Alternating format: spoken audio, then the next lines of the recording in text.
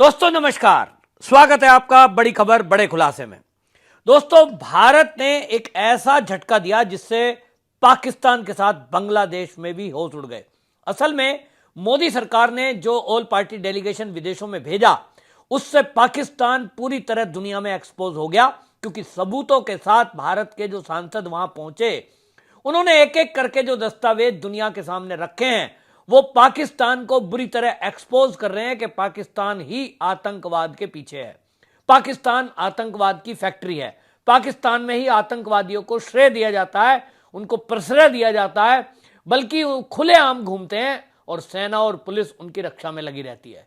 Operation सिंदूर के दौरान भी जो भारत की सरकार ने, भारत की सेना ने सबूत इकट्ठे किए, वो दुनिया के सामने सांसदों ने रखे, तो पाकिस्तान को लग गया कि यह बुरी तरह एक्सपोज हो चुका है, तो इस्लामिक देशों में भारत का यह डेलीगेशन ना जाए, इसके लिए उसने पूरी ताकत झोंक दी और उसने तेरा मेरा रिश्ता क्या वाली तर्ज पर मलेशिया को यह कहा कि देखिए, ऑल पार्टी डेलीगेशन जो आ रहा है, इसको आप अपने देश में अनुमति ना दें, ये जो है जी, ये तो काफिर है। अपनी भाषा में कहा होगा, मैं तो ऐसा अंदाजा लगा रहा हूं, लेकिन मलेशिया ने मना कर दिया और मलेशिया ने कहा कि देखिए, हमारे भारत के रिश्ते पहले से बेहतर हैं और हम इनके सांसदों को आने से नहीं रोक सकते।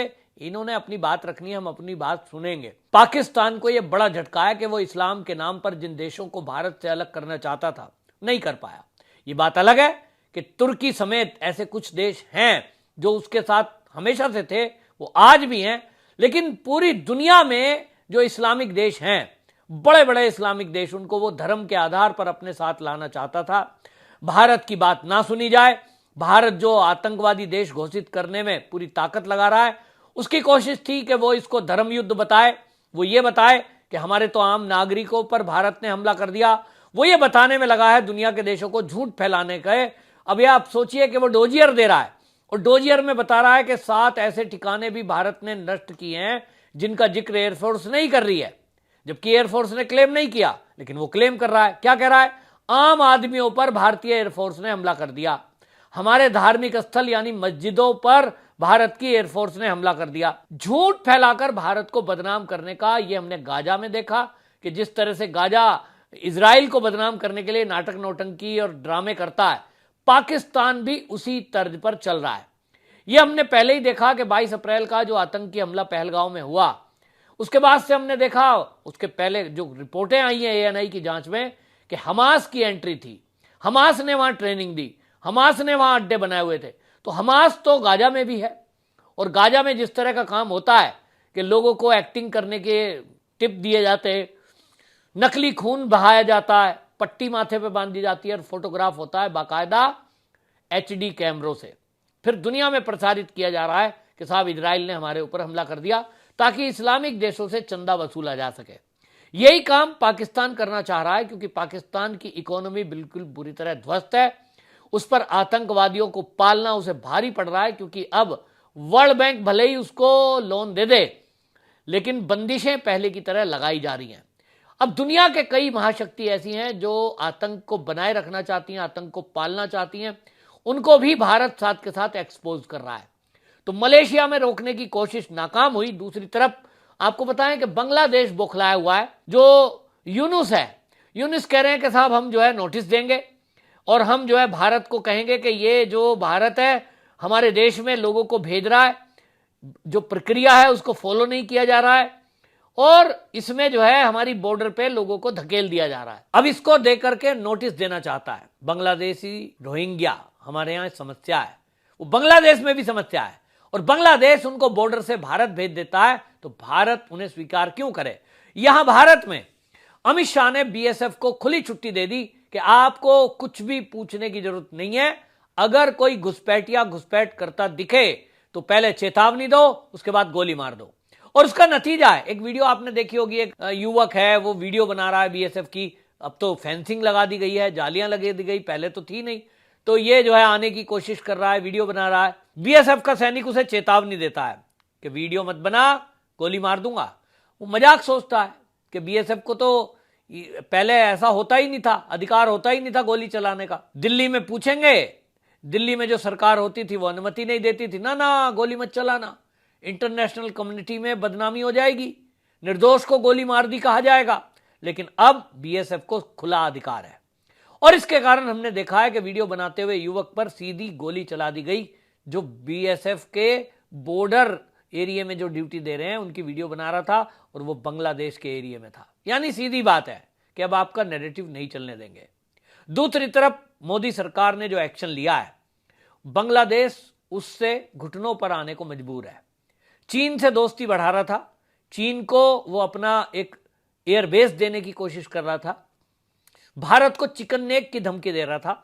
तो भारत ने भी बता दिया कि पाकिस्तान के मुद्दे पर यदि आप आतंकवादियों की भाषा बोलोगे, यदि आप इस तरह से सोचोगे कि भारत को दबा दोगे, तो ये आपकी भूल होगी। और इसलिए मोदी सरकार ने 42% सामान पर रोक लगा दी, जो ट्रकों के माध्यम से बॉर्डर पार करके भारत में इंपोर्ट किया करते थे। आपको बता दूं, बड़ी संख्या में हमारे यहां रेडीमेड गारमेंट्स बांग्लादेश से आता है। मुख्य जो व्यापार है बांग्लादेश का वो कपड़ा है। तो कपड़ा उद्योग है हमारे देश में, readymade garment, process food, plastic का सामान, ये बांग्लादेश से आता है। तो भारत ने रोक लगा दी। भारत ने व्यापार पर रोक नहीं लगाई, भारत ने कहा ट्रकों के माध्यम से नहीं आएगा, क्योंकि ये हमको इनपुट्स मिले थे, जैसा अभी रूस में हुआ है कि ट्रकों में सामान के बहाने हथियारों को भेजा जा सकता है। वहां जो आतंकवादी गुट हैं, अब उसके पीछे भी चीन खड़ा है, पाकिस्तान के पीछे भी चीन खड़ा है, और दोनों ने हाथ मिला लिए हैं। तो दोनों ने जब हाथ मिला लिए, भारत के अब ये सूचना तंत्र को ये जानकारी मिली, तो उन्होंने सभी बॉर्डरों पर ये आदेश कर दिया, ना तो अटारी बॉर्डर से पाकिस्तान से कोई ट्रक आ रहा है, ना इधर बांग्लादेश के बॉर्डर से कोई ट्रक एंट्री करेगा, क्योंकि हमको ये पहले से इनपुट था कि ट्रकों के माध्यम से आतंकवादी हथियार जखीरा भेज सकते हैं। देख रहे हैं ना हमारे सामने ही ड्रोन का जो अटैक हुआ है रूस के अंदर, वो सब इसी तरह से ट्रकों के माध्यम से हुआ। तो भारत ने रोक लगाई। इससे एक रोक लगाने से $618 मिलियन का कपड़ा ये बांग्लादेश भेजता था, जिसको झटका लगा है। शिप्स के माध्यम से भेजिए। पहले भारत ने जब दोस्ती थी, मित्रता थी, तो इसको शिप के माध्यम से अपने पोर्ट पर इनको अनुमति दे रखी थी, किसी भी पोर्ट पर सामान पहुंचाओ, वहीं से जो है हम आपका सामान भेज देंगे। अब मना कर दिया कि अब आपको ये छूट नहीं मिलेगी। आप दुश्मन देश के साथ हाथ मिलाओगे, आप चीन की भाषा बोलोगे, आप चीन को हमारी चिकन नेक की धमकी दोगे दबाने की, और ये कहोगे कि हम चीन को एयरबेस दे देंगे, तो फिर ये धमकी के बाद भारत नहीं सुनता है। और ये मोदी सरकार ने जो किया, इसके कारण अब बांग्लादेश को समझ में आ रहा है कि उसने अरबों रुपए का नुकसान कर लिया। दूसरी तरफ बीएसएफ ताबड़तोड़ एक्शन कर रही है। अमित शाह के आदेश के बाद पूरे देश से बांग्लादेशी रोहिंग्याओं को खोजा जा रहा है। पुलिस पकड़ रही है, जेल में डाल रही है, फिर डिटेंशन सेंटर में डालती है, और उसके बाद उठा करके बॉर्डर पार। अब तो हालत यह हो गई कि जब रोहिंग्या और बांग्लादेशियों को पता लग रहा है कि भैया बीएसएफ कड़ा एक्शन कर रही है, जेल में डाल दिए जाओगे, डिटेंशन सेंटर में डाल दिए जाओगे, बहुत सारे लोग तो खुद बॉर्डर पर पहुंच गए हैं। तो बांग्लादेश को लग रहा है कि जो उन्होंने चाल चली थी कि वो भारत की डेमोग्राफी को चेंज करेंगे, बांग्लादेशी रोहिंग्याओं को भारत में बसाएंगे, वो उसको लग रहा है वो तो चाल फेल हो रही है, ये तो पूरा सबको भारत वापस भेज देगा। और इसीलिए वो दुनिया भर की नोटिस देने की बात कर रहा है, नौटंकी कर रहा है कि साहब हमारे देश में आप धकेल नहीं सकते, आदि आदि। तो आपकी बात यह है कि ना भारत अब पाकिस्तान से डरता है, ना चीन से डरता है, और ना बांग्लादेश से डरता है। सारे आ जाओ, एक साथ देख लेंगे। इस मूड में आज भारतीय और भारत की सेना है कि भाई तुम सारे भी आ जाओगे। तो आज भारतीयों ने मन बना लिया कि एक बार आर पार हो ही जाए, और इसीलिए पाकिस्तान भी बौखलाया हुआ है, घुटनों पे आया हुआ है। दूसरी तरफ अब बांग्लादेश भी घुटनों पे आने वाला है। देखते हैं यूनुस की सरकार कब तक चल रही है, लेकिन दिसंबर तक का टाइम यूनुस ने दिया है कि उसके बाद चुनाव कराने हैं। तो चुनाव होंगे, लेकिन इसके पहले ही मुझे लगता है सेना एक बड़ा विद्रोह करने की तैयारी कर रही है, क्योंकि वहां की जनता त्रस्त है। बांग्लादेश में भुखमरी है, युवा बेरोजगार हैं, जिनको नौकरी देने के नाम पर यूनुस सत्ता में बैठा था, वो अवैध कब्जा करके बैठा है। और अब जनता ये कह रही है कि हटो यूनुस, हम अपनी सरकार खुद बनाएंगे, फ्रेश चुनाव कराएंगे। धोखे से तुम चीन के पिट्ठू आकर बैठ गए, कतई सहन नहीं किया जाएगा। तो एक कू होने जा रहा है बांग्लादेश में। पिछले दिनों तैयारी हुई थी, लेकिन अब कुछ टाइम देना मांगता है। तो आप देखेंगे अगले कुछ दिन में वहां सेना कुछ ऐसा बड़ा करेगी जनता के साथ मिलकर कि यूनुस की जो ये गद्दी पर बैठने की ये षड्यंत्र है, ये बेकार हो जाएगा।